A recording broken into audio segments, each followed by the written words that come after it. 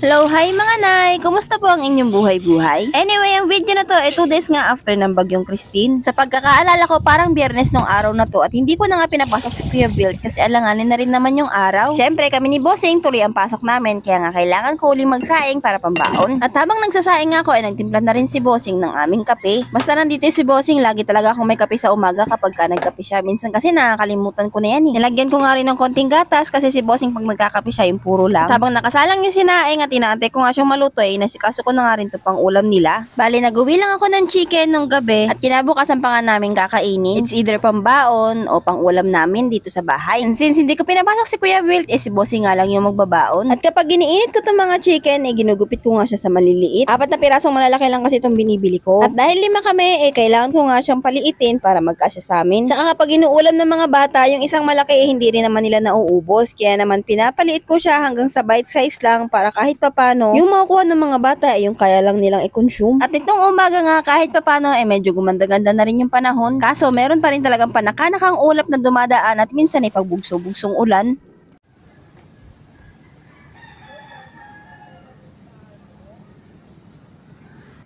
Habang inaantay ko nga maluto yung sinaing, syempre pakapi-kapi muna ang Inday dito with matching tulala pa yan.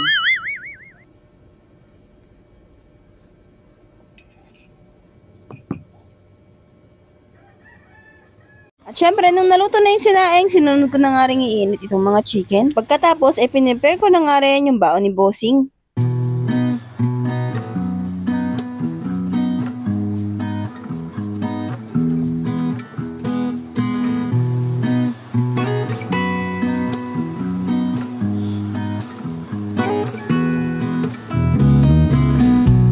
Pagkatapos ko mag-asikaso ng kanyang pambaon, syempre dumiretso naman ako sa pag-aasikaso ng labahan. At habang nag-aasikaso nga ako ng labahan na itong ang dalawa na to, naglalaro at kunwari, nakasakay daw sila sa bangka. Habang pagod na pagod yung isa kakatulak, ito namang isa na nakasakay, tuwan-tuwa.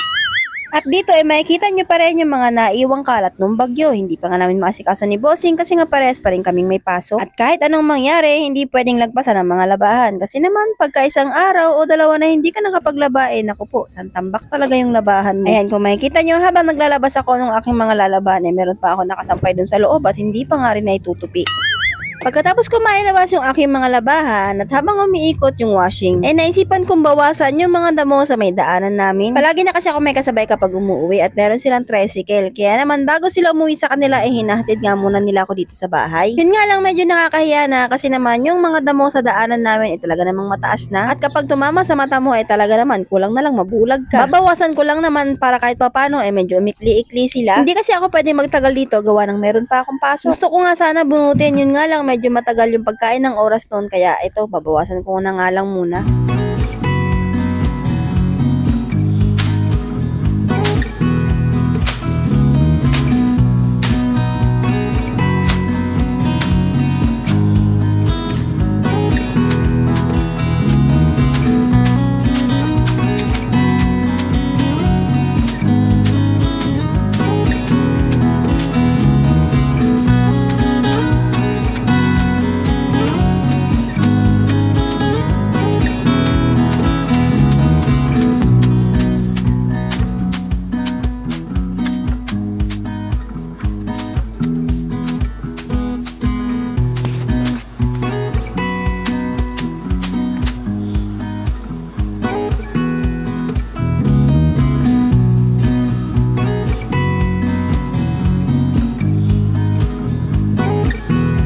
At sakto nga pagkatapos ko maglinis, maya-maya lang bigla nga ring umulan. Tulad nga ng sabi ko, panaka-naka yung pagkulimlim at pabugso-bugso yung pag-ulan. Pero saglit lang naman yan. Pero bago yan, pinakain ko nga muna itong mga bata. Pagkatapos yan, balik gawain na nga uli.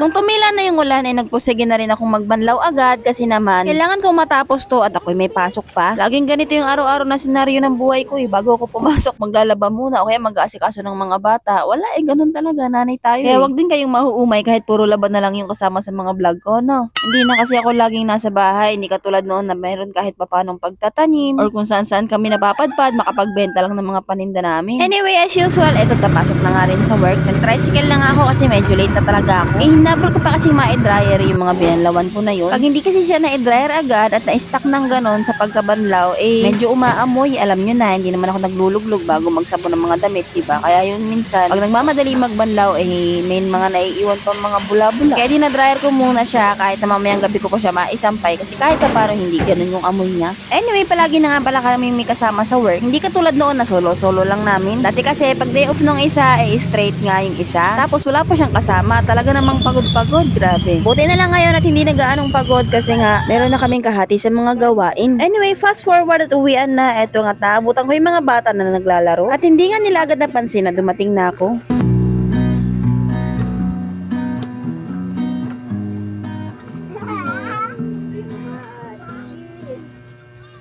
Untagin mo pa yung kumot dito. Hindi mo yung masisira.